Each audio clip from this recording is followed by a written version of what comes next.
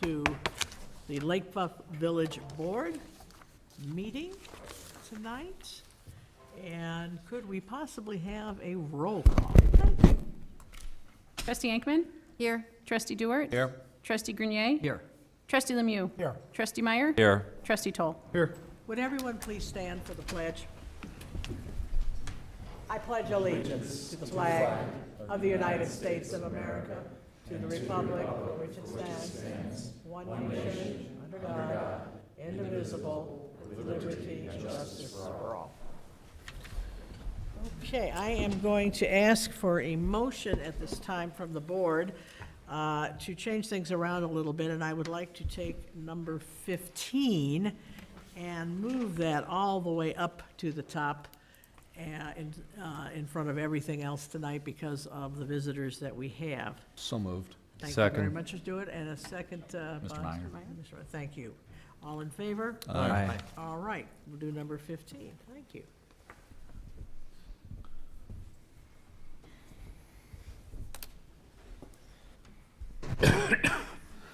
At this time, could I ask Mr. and Mrs. George Russell to please come up here? Oh, come on. It's not that bad. I have to do this all the time, and I used to throw up before speech class. It's okay. Okay. You know, as village president, you have to do a lot of things, some Yeah, you're in trouble. more pleasant than others. And this is one of the, as the kids used to say at the middle school, the funnest thing to do, is to honor residents who have contributed so much and added to the spirit of the community and to its character. And tonight, we are going to honor George and Pam Russell, and we are honoring them by bestowing upon them the Phyllis Albrecht Award for Distinguished Service to the Village of Lake Bluff. And it is named for our first woman president of the board, Phyllis Albrecht, who then later served as chair of the Quasquicentennial, served as, of course, president of the village, and in many other capacities through her years as a member also of the Lake Bluff History Museum in her years in Lake Bluff. So this award is named in her honor, and it is a great privilege tonight to be able to give this to two people here who, in tandem, have done so much for our village. So if you just bear with me for a minute while I read the whereas and the whereases. Whereas George and Pam, after marrying over 30 years ago, moved to the village of Lake Bluff in 1987 and raised their family, including Matt and Eric, in a home on Gurney Avenue. And whereas George Russell retired from the village of Lake Bluff in April 2015 after serving the residents of the village for over 25 years in a variety of capacities, including staff liaison to the Zoning Board of Appeals, Plan Commission, and Architectural Board of Review, Deputy Building Commissioner, Stormwater Management Compliance Officer, member of the Lake Bluff Park District Land Use Committee, member of the Central Lake Joint Action Water Agency Executive Board, a stakeholder participant in the development of the village's 2016 strategic plan, and village engineer. And whereas George Russell, despite his retirement from the village of Lake Bluff over 4 years ago, has continued to serve the residents of the greater Lake Bluff community through his work and sharing of knowledge on local government advisory boards such as the Parks and Beach Committee meetings of the Lake Bluff Park District, a member of the Joint Lake Bluff Plan Commission, Zoning Board of Appeals, and serving on the village's ad hoc residential building committee. And whereas George Russell continues to be an integral part of this community with his faithful participation in the Lake Bluff History Museum Ghost Walk, heading up the operations of the Lake Bluff 4th of July Committee, his leadership as the Cub Scout Master for Boy Scout Troop 42, his caretaking of local open lands through his work with the Lake Bluff Open Lands Association, serving as volunteer manager for the annual Lake Bluff Criterion Bike Race, among many, many other service activities. And whereas George and Pam Russell elevated the seasonal spirit and beauty of the village by devoting countless hours of their personal time to design, assemble, and help orchestrate the display of over 30 green and blue illuminated orbs, which we always worry about quite the right word to use about George's orbs. Okay, which adorn the screens of the Lake Bluff Village Green during the holiday season to much approbation and ballyhoo. And whereas Pam Russell has heightened the community's sense of connection and shared values and furthered intergenerational connection through her involvement of nearly 10 years as a director of the Lake Bluff History Museum, a community institution that connects people with Lake Bluff's history by researching, organizing, and preserving artifacts relevant to Lake Bluff and its past and present inhabitants, sharing knowledge by telling stories of the people and the social history of Lake Bluff as editor of the museum's newsletter, and creating activities that bring history to life. And whereas as vice president of the Lake Bluff History Museum, Pam Russell has been instrumental in providing leadership direction and furthering the museum's goal to preserve and disseminate Lake Bluff's rich history. And whereas through her actions and desire to better Lake Bluff future, Pam Russell has been an advocate for the village's environmental awareness and taken initiative to prioritize and advance environmental stewardship through her work with local environmental group Green Minds of Lake Forest, Lake Bluff. And whereas George and Pam Russell have importantly inspired many others to take part in the village, have helped build civic capacity to understand, participate, and lead the array of institutions, initiatives, and traditions that make Lake Bluff great. And whereas the Phyllis Albrecht Award for Distinguished Service to the Village of Lake Bluff is conferred on George and Pam Russell for their civic dedication and outstanding and exemplary contributions to the educational, social, and cultural opportunities of Lake Bluff and its residents. Now, therefore, be it resolved by the village president and board of trustees of the Village of Lake Bluff, County of Lake, and the state of Illinois, that the Village of Lake Bluff hereby recognizes George and Pam Russell for their many significant contributions in the village and its residents, and such recognition and the gratitude of the Village of Lake Bluff be publicly expressed to George and Pam Russell for their service to the community, and that this resolution be incorporated in the minutes of this proceeding, and that an executed copy of this resolution be delivered to George and Pam Russell. Thank you.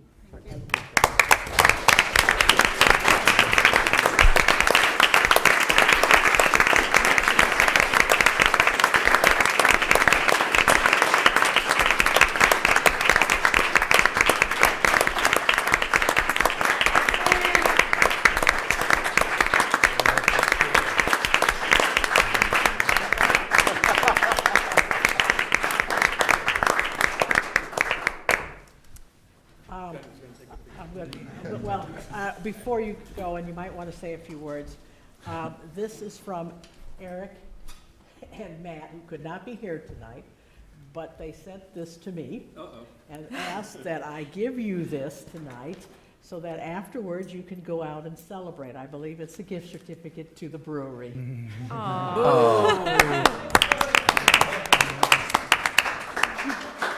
You know, you are only the fourth recipients of this award, and I'm extremely honored to be able to give this to you guys. Thank you. Would you like to talk? Thank you, Ken. Would you like to say something? Thank you. Well, I'll let you two squabble about it, okay? I'm going to let him talk, but we're very honored, and I'm very surprised that I got included in this, because I know there are so many people who give so much to the village. And he's got me beat by at least a number of organizations, so. There's still time. And what, pardon? There's still time. There's still time. Thanks.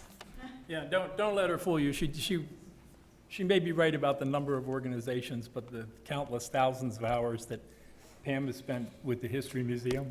Yeah. Thank you. You really represent. I'm lucky. And Yes, represent you the are. best of the town. and you guys-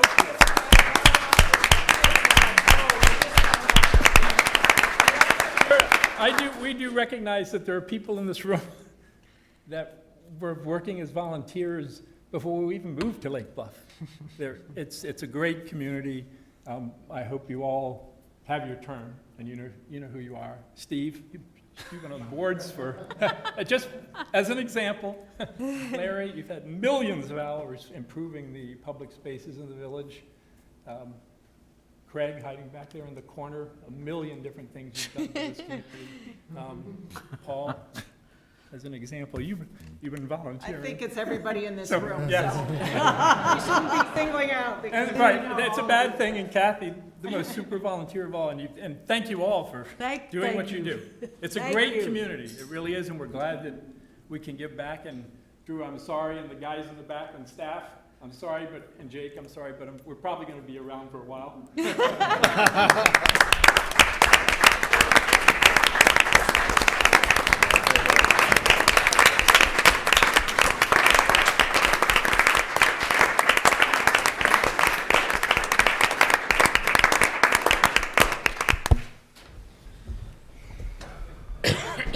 Okay.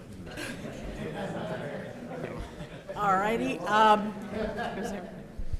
As everyone gets up to leave, I need a motion to approve that resolution. So moved. So moved by Second. Ms. Anchorman and second, Mr. Meyer.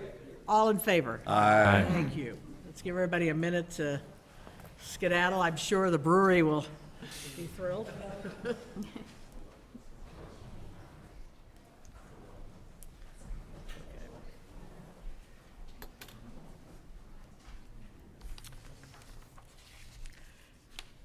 At this point, we have a proclamation declaring May 2019 National Preservation Month. Whereas the National Trust for Historic Preservation established May as Historic Preservation Month in 1973 as a way to promote historic places for the purpose of instilling national and community pride, promoting heritage tourism, and showing the social and economic benefits of historic preservation. And whereas historic preservation is an effective tool for managing growth, revitalizing neighborhoods, fostering local pride, and maintaining community character while enhancing livability. And whereas historic preservation is relevant for all communities across the nation, both urban and rural, and for Americans of all ages and all walks of life. And whereas it is important to celebrate the rules of history in our lives and the contributions made by dedicated individuals in helping to preserve the tangible aspects of the heritage that has shaped our village.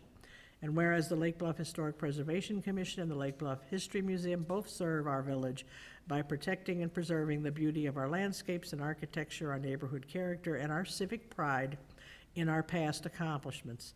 And whereas the village is presently considering new ways to promote historic preservation in partnership with the Lake Bluff History Museum and the current and future residents of Lake Bluff. Now therefore, I, Kathleen O'Hara, Village President of the Village of Lake Bluff, Illinois, do hereby proclaim the month of May 2019 as National Preservation Month in the Village of Lake Bluff, and call upon the people of Lake Bluff to join their fellow citizens across the United States in recognizing this special observation by visiting the Lake Bluff History Museum. Proclamation declaring May 2019 as National Bike Month, and the week of May 13th through 19, 2019 as Bike to Work Week in the Village of Lake Bluff. Whereas for more than a century, the bicycle has been a utilitarian, economically, environmentally sound, and effective means of personal transportation, recreation, and fitness. And whereas the education of bicyclists and motorists as to the proper and safe operation of bicycles is important to ensure the safety and comfort of all users. And whereas Illinois' Robert McClory Trail and the North Shore Bike Path attract thousands of bicyclists each year from around the greater Chicagoland area, providing economic, health, and scenic benefits to the citizens of Illinois and Lake Bluff. And whereas this year Lake Bluff will host the 7th annual Northwestern Medicine Lake Bluff Criterion and Block Party on Saturday, July 27th. And whereas creating bicycle-friendly communities has been shown to improve citizens' health, well-being, and quality of life, to boost community spirit, to improve traffic safety, and to reduce pollution and congestion.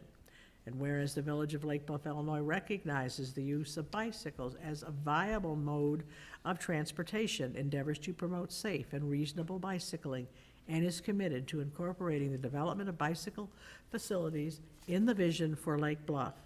And whereas the League of American Bicyclists, bicycle clubs, schools, parks, and recreation departments, police departments, hospitals, companies, and civic groups throughout the nation will be promoting bicycling as a leisure activity as well as an environmentally friendly alternative to the automobile during the month of May 2019.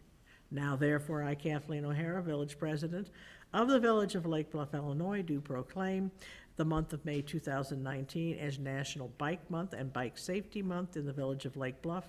Proclaim the week of May 13th through 19th as Bike to Work Week in the village.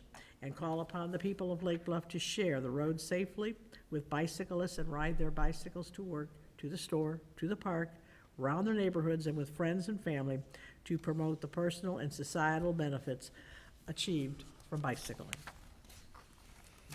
Okay. With that, we have consideration of the minutes of the April 8th, 2019 Village Board meeting. Do I have a motion? So moved. Second. Okay, that was, I think, Mr. Mr. Grenier, and seconded by Mr. Lemieux. Are there any corrections, additions? Hearing none. There were actually, there was two changes. There was a Oh, typo in there Okay. that were caught, and Trustee Anchorman brought these to my attention. One was having to do with the date being 2018 versus 2008 on page 6. Additionally, on page 6, there was a, we're missing the word including in the second paragraph. Okay. Yeah. All right, are there any other additions, corrections?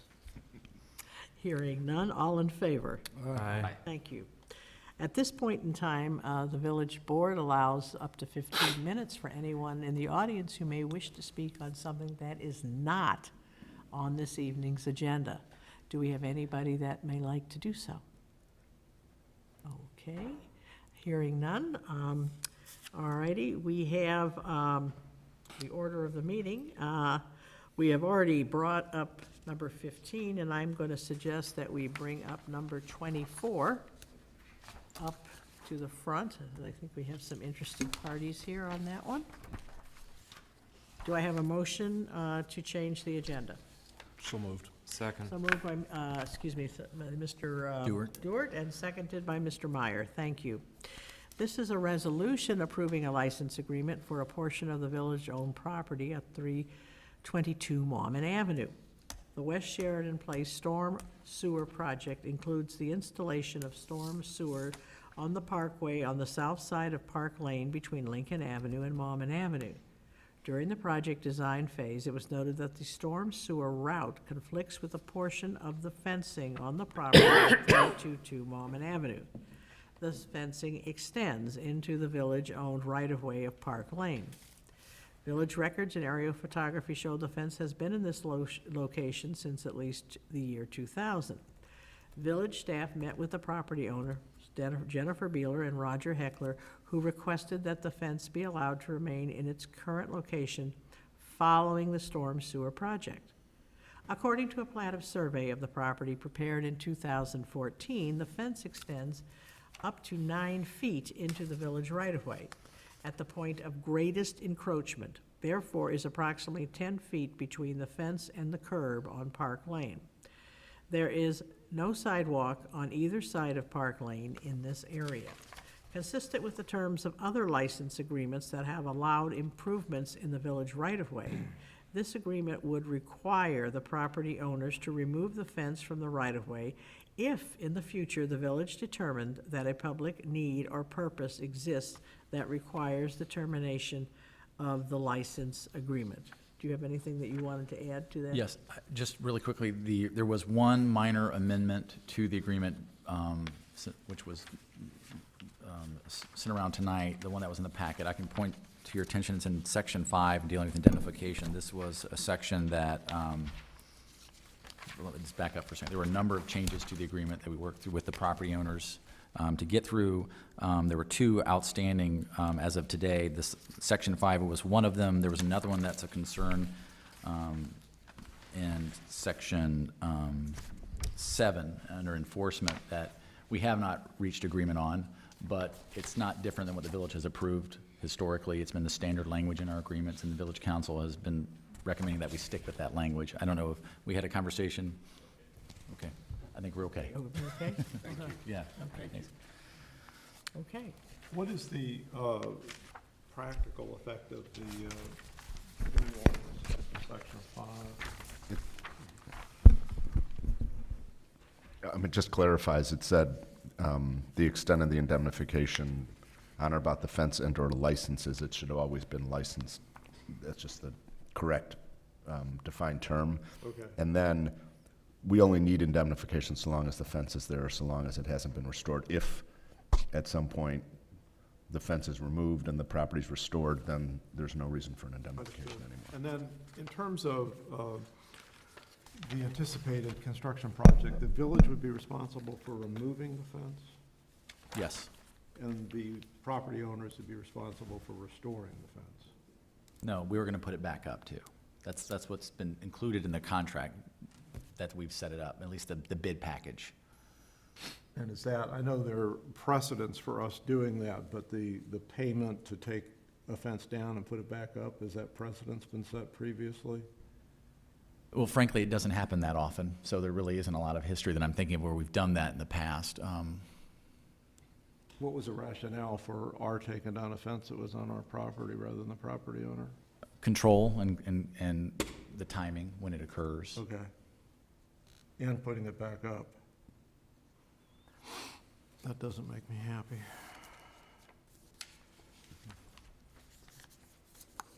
Okay, thank you. Anyone else wish to weigh in? Well, I guess, if the location of the fence were conforming, would we still be doing the same thing to it? By conforming, you mean not on village Not on property? village property.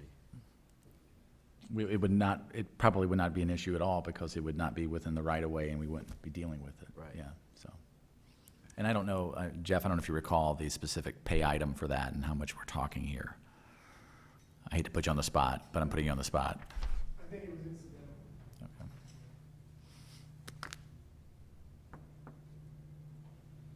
Anyone else have a comment or a concern? I'll echo Paul's concern.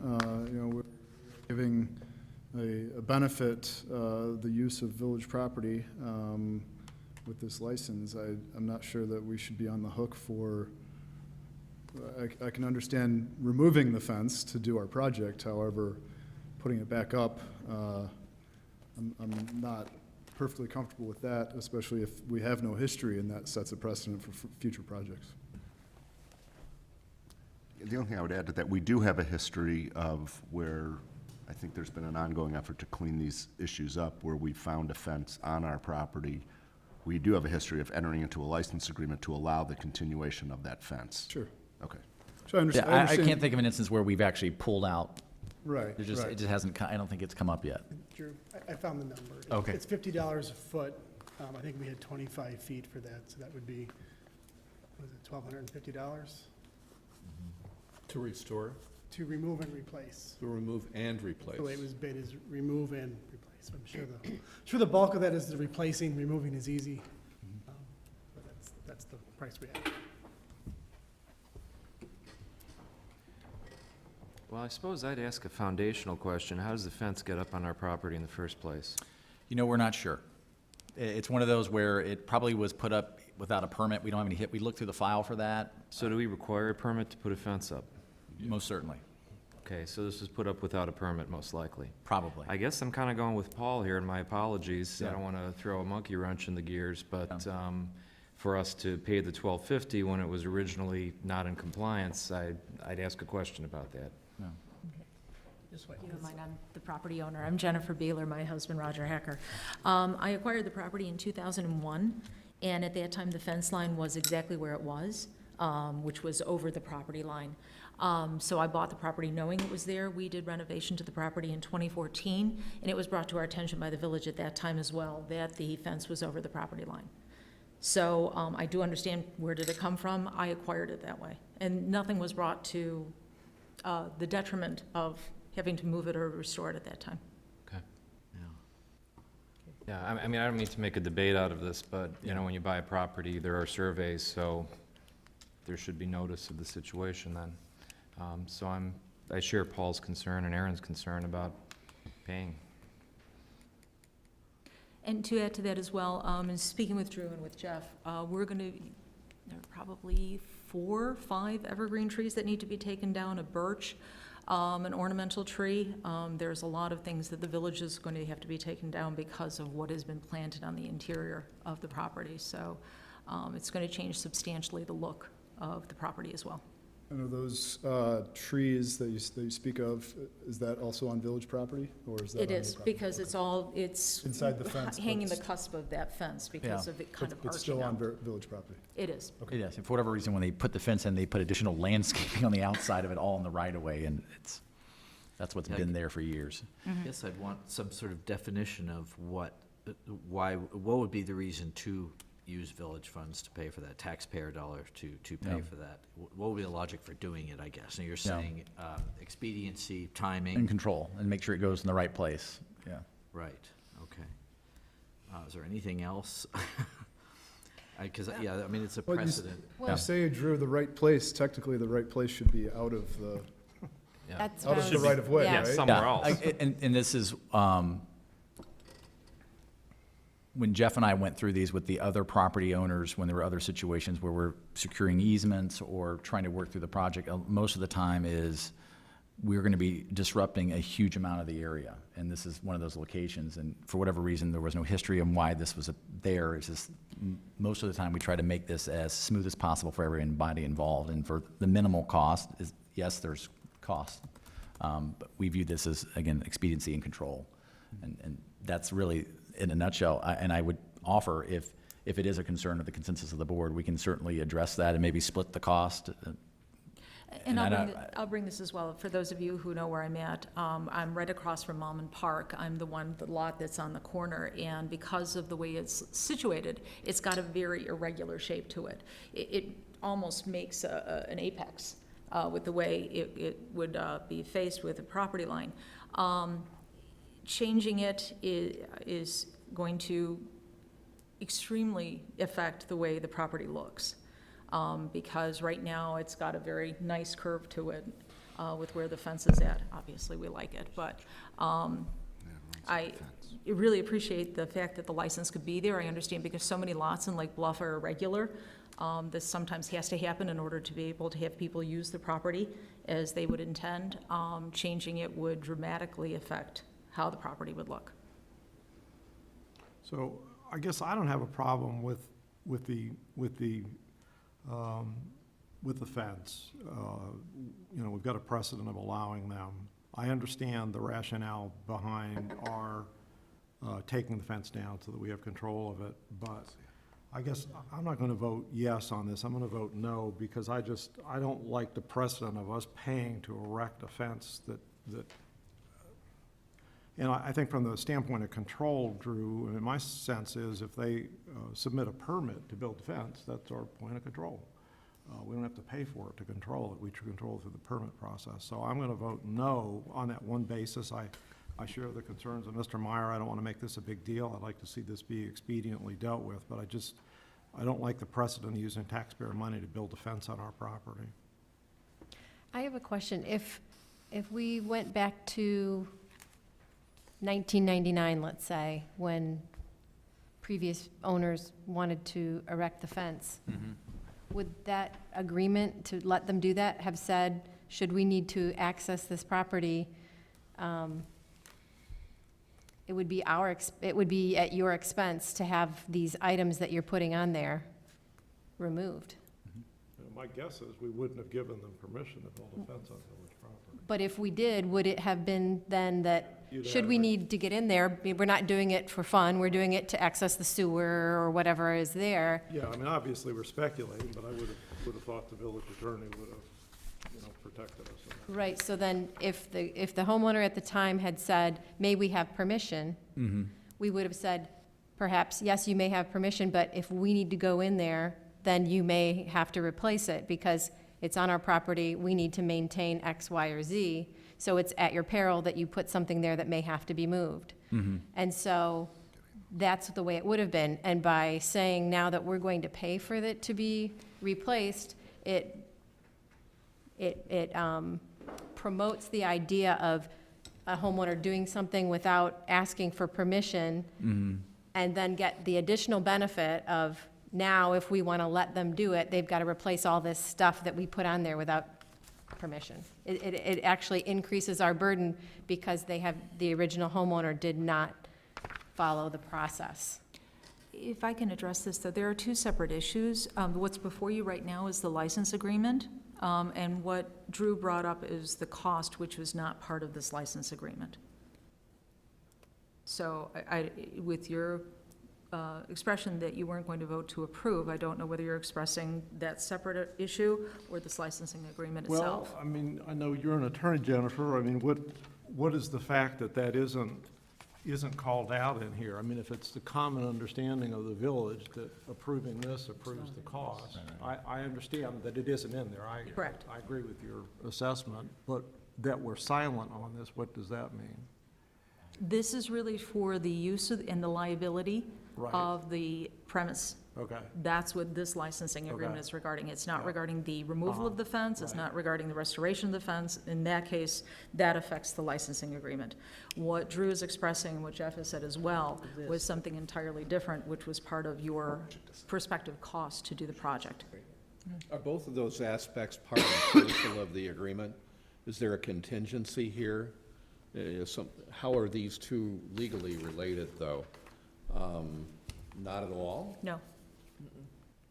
This is, again, this license agreement, and I really appreciate speaking to Drew and to the village attorney about this. This is really for our ability to be able to continue with our use of this 9-foot area within the fence, are maintaining it appropriately, are making sure that we have insurance to be able to cover that, our indemnification of the village should anything occur because of our use of that area, appropriately landscaping it, making sure that if the village needs to use it in the future, you have access to it. Our notification provision to you, if we intend to take the fence down, do anything else, that's what this licensing agreement is about. It's not regarding the costs of the project for the storm sewer. Okay, well, I appreciate So that. just so we're clear, this license agreement is after we complete our project to authorize the fence to be placed back there, and it does require the cost. So this assumes that the fence is gone, but then authorizes the fence to be, a new fence to be placed in the same place. That's why we need the license And agreement. we're silent on who pays. No, it's the licensee shall complete any work and maintenance on the fence in a lien-free workmanlike manner. They are responsible for it. They Okay. being, They being the homeowner? Property owner. That's, That's the way I Well, read it. well, I'll say, in terms of the communications that we had to date, that's not what we've communicated to them. We haven't looked at it in that terms, but I guess I would add it, because I'm probably not the attorney in the room to say this, but there's no reason why we couldn't. If we can reach an agreement about who pays for what. Correct. We can just add that provision to this agreement. Correct.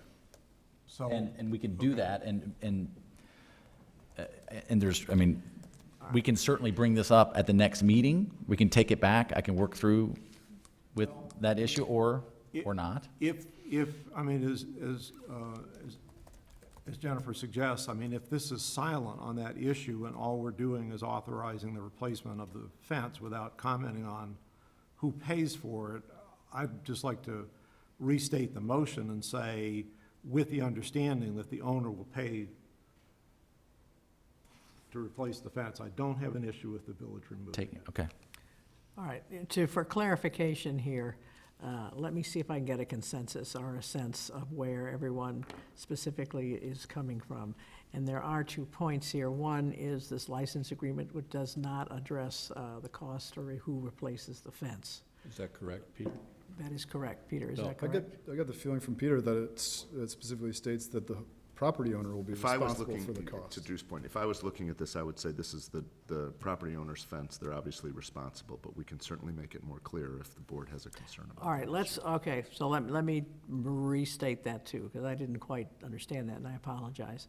All right, so let me ask poll each trustee, what is your preference in terms of payment for the fence? For the property owner to pay. Property owner. I got it. Eric? Just to be clear, that's for the reinstallation. Right, correct. Okay. Reinstallation, we Okay. understand the takedown, okay. I'm certainly willing to see some further discussion on it, but right now, based on what I know, I would say the property owner would pay for the fence. So you're not on the fence? Strong. Okay, all right, Mark? Property owner, please. Property owner. Okay, that seems to be unanimous, that property owner, and if I understand now that our lawyer is saying that as he reads this agreement, that is implicit within agreeing to this agreement. But we will make it explicit. before And it is you will make it, executed, and you will make it more explicit. Pursuant to the motion. Okay. So are there any more questions or anything else?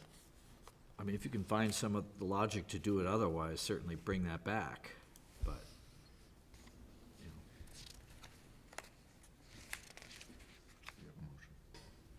You have a motion. I have the motion. Paul made the motion. Right. I have a motion. Don't I have a motion in a second? Yeah. On that, I do. Well, I don't know. I'll move. I don't know if you've got a motion, but I don't have one. Not yet.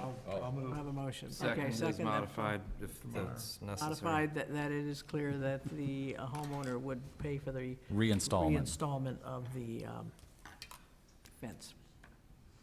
And I have a second? Second. Second by Mr. Grenier. Mr. Grenier? All in favor? Aye. Aye. There's that, okay. Thank you. Okay, thank you. And Bill Meyer. No problem. Okay. All righty. Next on my, where's my agenda? Let's do that. Let's misplace my Let's take that agenda. one. Can I have yours? You may Thanks. have. Okay. We have the village finance report. Okay, Tina? No, this is yours. Oh, here's yours back. Thank you. Okay, so we have the warrant report for April 16th through 30th. Do I have a motion to accept the warrant report? So moved. So moved by Ms. Ankerman, and a second. Second? Second by Mr. Lemieux. Expenditures of village funds for payment of invoices in the amount of $298,435.07 for April 16th through 30th. And, let's see, did we have that right? Invoices, okay, so, all in favor? It's a voice. That's a voice, it's, excuse me, a roll call, I should know that. Okay, roll call, please. Trustee Ankman? Aye. Trustee Dewart? Aye. Trustee Grenier? Aye. Trustee Lemieux? Aye. Trustee Meyer? Aye. Trustee Toll? Aye. Right. We also now have the March 2019 Finance Report. Do I have a motion to accept? So moved. So moved by Mr. Dewart, and a second. Second. Second by Mr. Grenier, and I'll ask the highlights for our Finance Director. Sales tax revenue on a cash basis for May through December 2018 is $2,223,968, or 2% greater than the same reporting period in 2017. The year-to-date admin fee is $10,120.06. Home rule sales tax revenue for May through December 2018 of $666,169 is 1.5% less than the same reporting period in FY18. Building permit revenue for fiscal year 19, May through March, is $373,171 compared to the $476,530 for May through March of 2018. The May through January of fiscal year 19 expenditures of $8,917,154 are $1,115,315 greater than the expenditures for the same period in FY18. Capital expenditures year-to-date are $1.5 million, or $1.1 million greater than the year-to-date expenses from fiscal year 18. This can be attributed to train station improvements, the audiovisual equipment in the boardroom, and non-MFT paving expenses. Current expenditures are consistent with or less than budget. Thank you. Any questions of our Finance Director? Thank you, Bettina, very much. Village Administrators Report. We had a motion in a second. You just want to say all in Oh, I didn't get the all in favor. I'm sorry. All in favor. Aye. Aye. Did everyone fall asleep there? Oh, sorry about that. We had Okay. to contemplate what you said. I'm glad that you all meditate. Okay, village administrators report, No report this evening. village attorneys report, Report. village president's report. I want to report on the various appointments to the village advisory boards and commissions. For the Architectural Board of Review, Neil Dahlman, Edward Deegan, Matthew Kerouac, and Chair Robert Hunter. For the Board of Fire and Police Commissioners, Craig Pearson as Chair. Historic Preservation Commission, Paul Bergman, Randolph Lieboat, Sherry Richardson's, and Chair Steve Kraus. Joint Plan Commission and Zoning Board of Appeals, David Burns, Elliot Miller, and Chair Gary Peters. Police Pension Fund, Brad Adams. Committee representing our young adults, or CROIA, Carolyn Bielski. And Finance Committee for the upcoming new year, Barbara Ankerman, Aaron Toll, and William Meyer. We'll go into the acceptance of the correspondence. You need a vote on that? Yeah, you need a vote to I consent. certainly do need a vote on that one. Sorry about that. Do I have a motion To consent to the appointments. to consent to the appointments? So moved. Okay, thank you, Mr. Dewart. And do I have a second for advice and consent? I'll second. And thank you, Mr. Voice vote. Grenier. All in favor? Aye. And the Constitution continues. Thank you. All right, acceptance of the correspondence. Please note all. That's the beginning of the consent.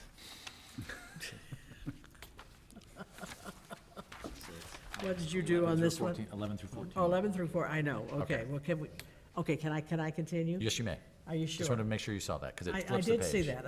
I did, and you're turning red, but that's okay.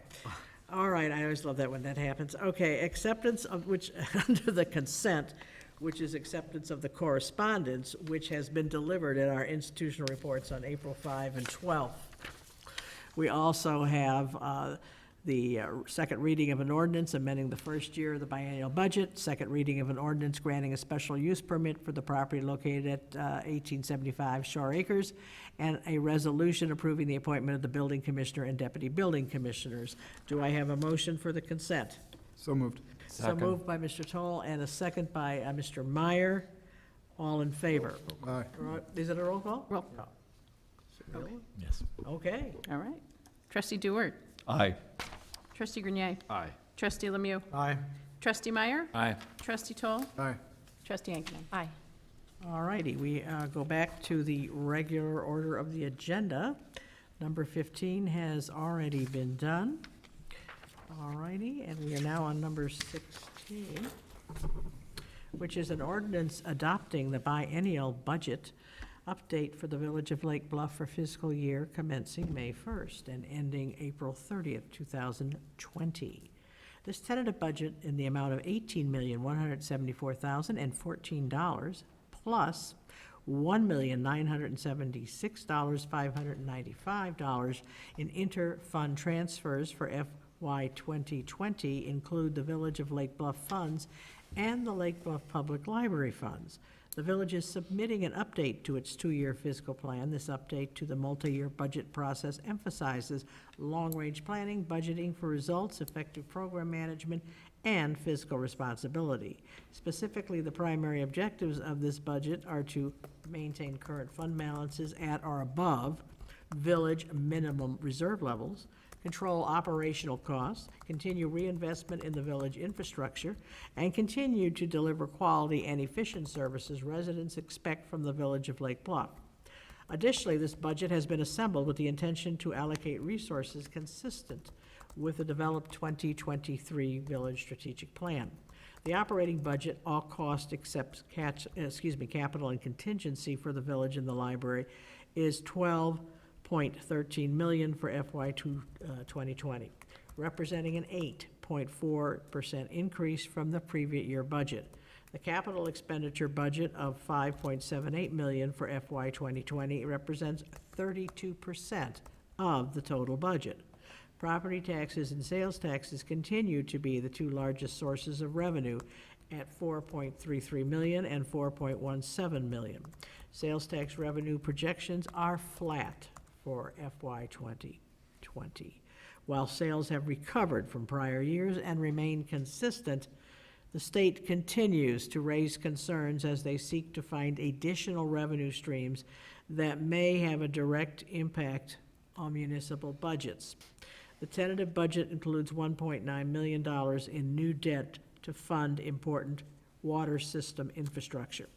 On March 11, 2019, the Village Finance Committee discussed and recommended approval of this tentative budget document, which was available for public inspection on March 27, 2019 at the Village Hall, Public Safety Building, as well as online at the village's website at lakebluff.org. The Village Board approved first reading of this ordinance at its April 8th meeting. Okay, this is second reading approval. I have a first and a second.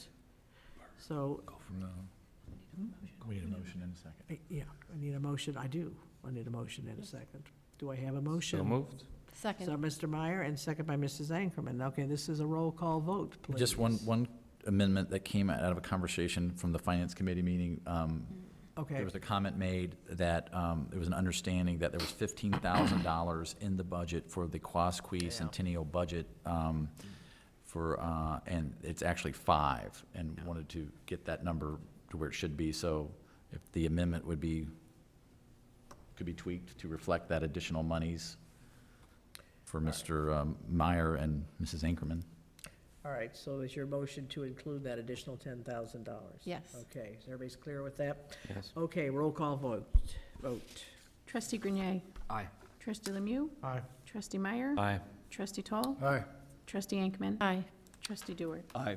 An ordinance amending Title I of the Municipal Code of the Village of Lake Bluff regarding the comprehensive fee schedule. Do I have a motion? So moved. So moved by Mr. Grenier and a second. Second. Second by Mr. Toll.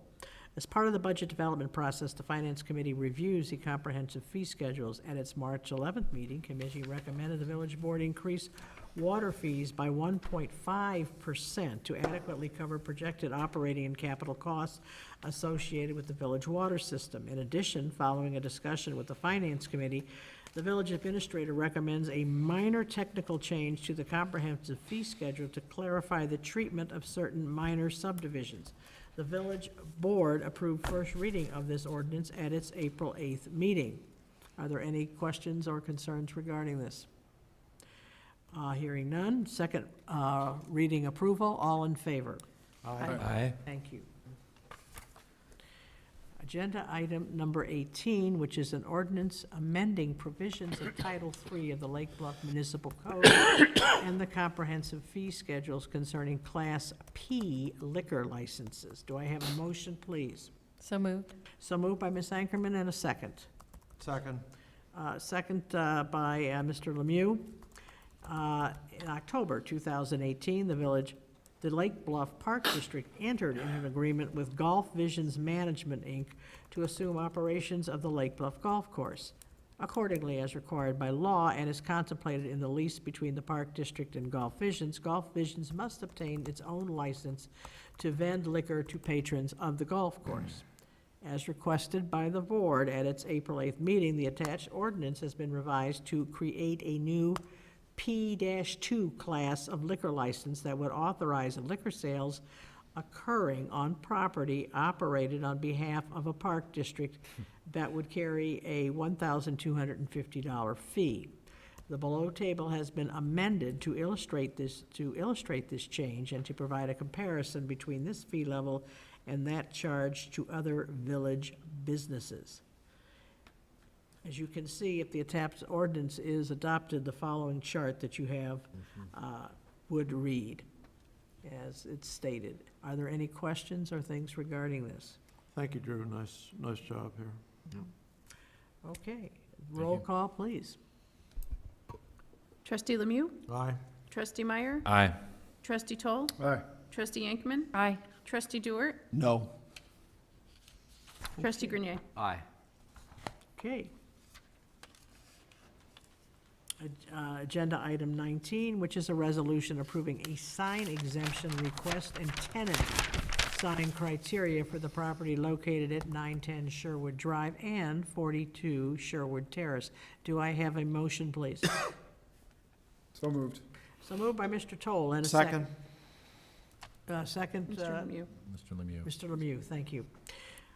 Village staff recently contracted the property owner for the building at 910 Sherwood Drive and 42 Sherwood Terrace, who is Robert Zagonia of 111 Associates LLC, who's the owner, regarding several tenants in the building who displayed unapproved window signage.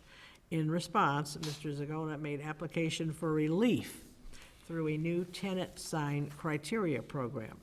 The proposed sign criteria would allow each tenant to have a 30-inch wide by 26-inch tall sign on their door, provided the sign does not have a solid opaque background.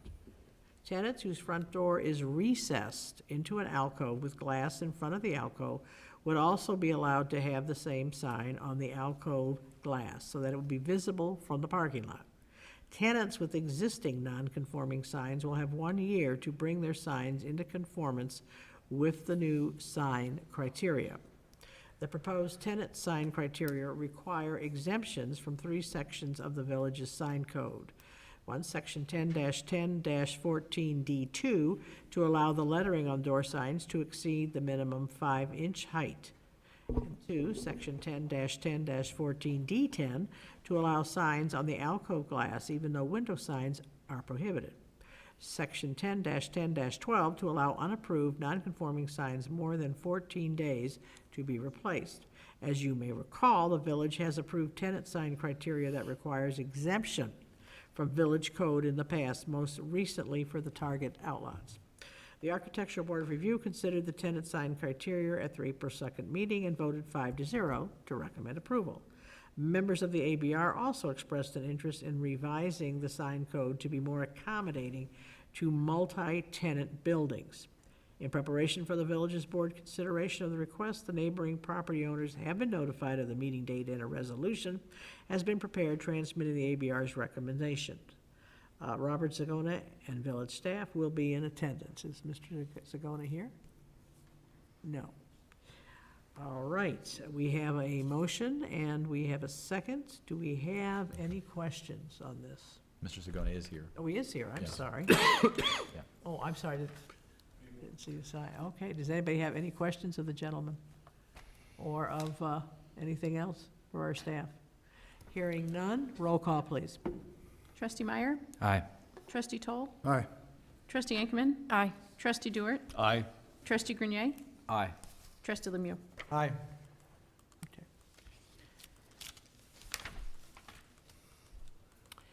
Resolution authorizing the purpose of a replacement one-ton dump truck and disposal of surplus property. Do I have a motion, please? So moved. So moved by Mr. Dewart, and a second. Second? Second by Ms. Ankerman. The village's 2009 Ford one-ton dump truck is planned for replacement and will be sold, traded, as it has over 31,000 miles and is no longer under warranty. The FY 2019-20 tentative budget includes $90,000 in funding for the replacement of the one-ton dump truck. The Suburban Purchasing Cooperative, a joint purchasing program sponsored by the Northwest Municipal Conference, offers negotiated lower prices through its joint purchasing program, providing an opportunity to purchase the one-ton dump truck budgeted for FY 20 in 2019 for about $15,000 less than anticipated. Staff is requesting authorization to order the vehicle for delivery in May of 2019. The replacement cost of the new truck with snow removal equipment is $93,859. The trade-in value of the current one-ton dump truck with snow removal equipment is $8,000. And with the additional government municipal discount of $11,257, the total purchase price will be $74,602. The attached resolution requests the purchase of a Ford F-550 one-ton dump truck from Sutton Ford of Matson, Illinois, in the amount of $74,602 with snow removal equipment at a cost of $35,819 included in that price. All of the requested funds are included in the FY 2019-20 budget. Any comments or questions from the board? Nice job with the one-ton dump truck. It's like a little tongue twister. Okay, thank you. Any more comments from anyone? I think it was fortuitous that we found this one-ton dump truck. It does sound like a good deal for the one-ton dump truck. And Mr. Turlap looks very happy. For his He new can- for all of one-ton his, dump for a home for all of his salt for next year. And I Okay. won't have the opportunity to discuss with you. I can always come. Thank you. I believe this is a roll call, please. Trustee Toll. Aye. Trustee Ankman. Aye. Trustee Dewart. Yes. Trustee Grenier. Once I understood it was 1 ton and not wanton dump truck, Well, it could be wanton too, you know, it could, Wow. Trustee Lemieux. Aye. Trustee Meyer. Aye. Okay, we now have a resolution approving a revised employee handbook for the Village of Lake Bluff. Do I have a motion, please? Moved. So moved, Ms. Anchorman, and second was? Mr. Lemieux. Mr. Lemieux, thank you. The employee handbook sets forth the conditions of employment applicable to all employees of the village, except that certain sections are superseded by applicable collective bargaining agreements. The annually, village administration reviews and recommends. The board adopt changes to the manual in keeping with best practices in human resources and recommendation of the Village Labor Council. Following this year's review, the village administrator recommends the following changes in addition to routine updates recommended by the village's Labor Council. 1, clarify the treatment of volunteers such as members of the Lake Bluff Fire Department under the employee handbook. Clarify the eligibility of part-time employees for certain classes of paid leave. Currently, eligibility for leave accrual by these employees are at the administrator's discretion to authorize. Leave accruals have not previously been authorized for part-time employees. Clarify the administration of the 240-hour cap on vacation time effective since May 1st, 2013. Questions and comments from the board? The only question I had, and I don't have an issue with it, I just don't fully understand it. What are the safe harbor provisions? What is that? So there was a period of time, I'm going to say, was it 3 years ago? With the IMRF language changed in the act regarding certain classes of employees that may qualify for certain leave payouts upon separation of employment. And Bettina, I don't know if you recall this word for word. You may have greater, but the short answer was there was a period of time where the village could, a very narrow window when the act was completed and when the village could amend its policies to reflect the practice that we Was had to in prevent- place. Right, it was to prevent pension spiking. Okay. It's the shortened version, yeah. Okay. Right. And so they said, we're gonna prevent that from happening unless, and it wasn't pension spiking, but unless you already have a written policy that allows for these payments under a written policy. Okay. And that was the safe harbor. But if you didn't have that, then this loading up at the end of somebody's retirement, the calculation was prohibited by the statute. Okay, thank you. Okay, any other questions, clarifications? Roll call, please. Trustee Ankman. Aye. Trustee Dewart. Aye. Trustee Grenier. Aye. Trustee Lemieux. Aye. Trustee Meyer. Aye. Trustee Toll. Aye. Yeah, we can just pick it up next week. Okay, we have now approving the Villages of Lake Bluff 2019-2020 official pay plan. Do I have a motion, please? So moved. So moved by Mr. Grenier, and a second. Second? Second by Mr. Lemieux. Attached is a resolution approving the Village of Lake Bluff official pay plan for fiscal year beginning May 1st, 2019. This document, which is updated annually, establishes the authority and official guidelines by which the village administrator may appoint, promote, evaluate, and compensate all village employees except those employees subject to one of the 3 collective bargaining agreements, which are police sergeants, police officers, and public works unions. A main component of the pay plan is the schedule of salary ranges for various village positions. Please know that the actual employee pay increases are contingent on performance evaluations. The fiscal year 2019 annual budget includes a 2.5 pool for non-union salary adjustments. Consistent with village pay policy, the attached pay plan reflects adjustments to the ranges for the following positions: the administrative secretary, the public works superintendent, the police chief, and the finance director. At their March 11th meeting, the Finance Committee reviewed the schedule of salary ranges, a comparison survey of salaries to comparable communities, and recommended approval of the pay plan. Subsequent to the Finance Committee's review, Fire Department personnel authorized to receive hourly pay pursuant to Resolution 2018-59 were reclassified as volunteers under a revised reimbursement system. While no village employee now holds the firefighter, paramedic, EMT part-time pay classification established by the resolution, the attached pay plan retains this classification. Staff, of course, will be available for questions. Any comments or questions by the board? Hearing none, roll call. Trustee Dewart? Aye. Trustee Grenier? Aye. Trustee Lemieux? Aye. Trustee Meyer? Aye. Trustee Toll? Aye. Trustee Ankman? Aye. We now have a resolution approving a revised employee handbook for the village of Lake Bluff. Do I have a motion, please? I mean, we're on 23, did that. I'm sorry, 23. 23 now. Oh, I'm sorry, I already did that one. Yes. No, hold it, I did do that, I'm sorry, I missed that one. We had number 23. However, we are going to pull number 23 and bring that up in 2 weeks for further review by the staff here. Okay. Okay? Number 25, which is an ordinance amending the Lake Bluff zoning regulations to establish florists as a permitted use in the L1 Light Industry District. Do I have a motion, please? So moved. Okay, second. Second?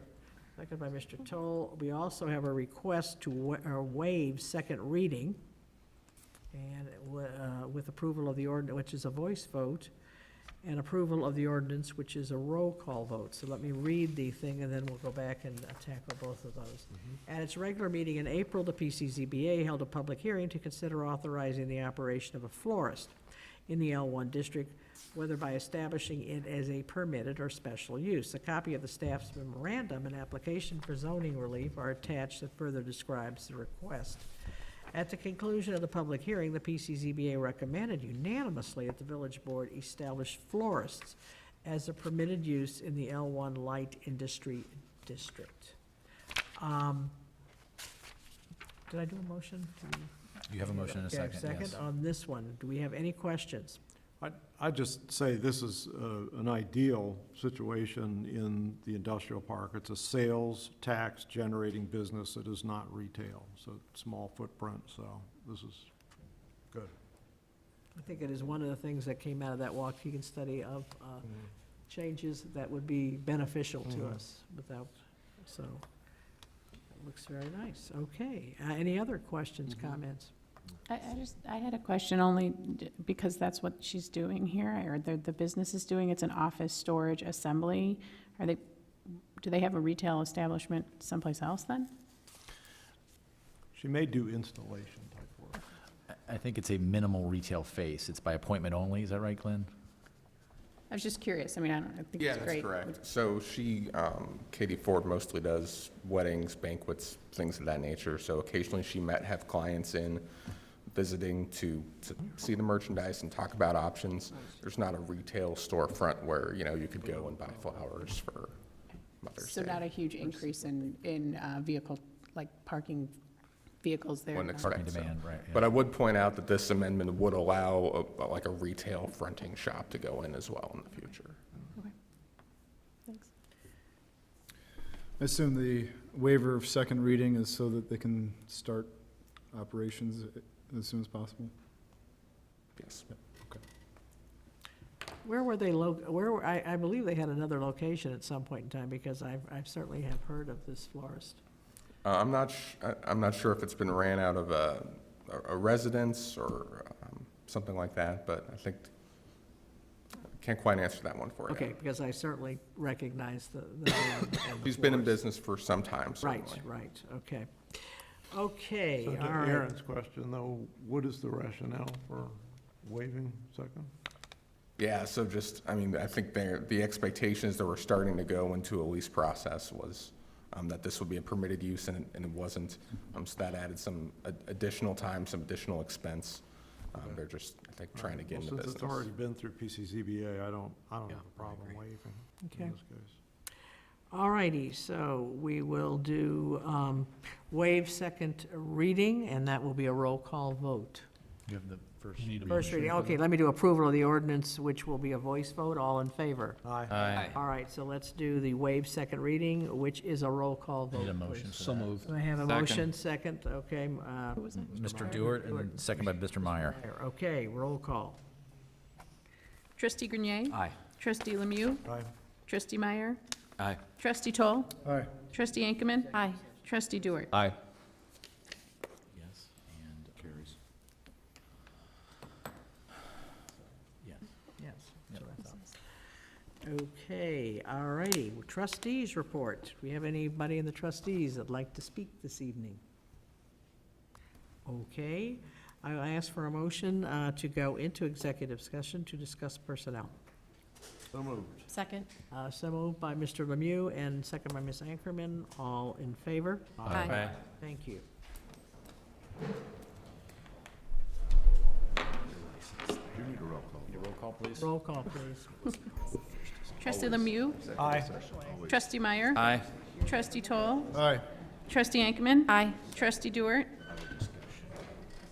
Trustee Dewart? Aye. Executive session? Closed session. Aye. Sorry. Trustee Grenier? Aye. I thought we voted.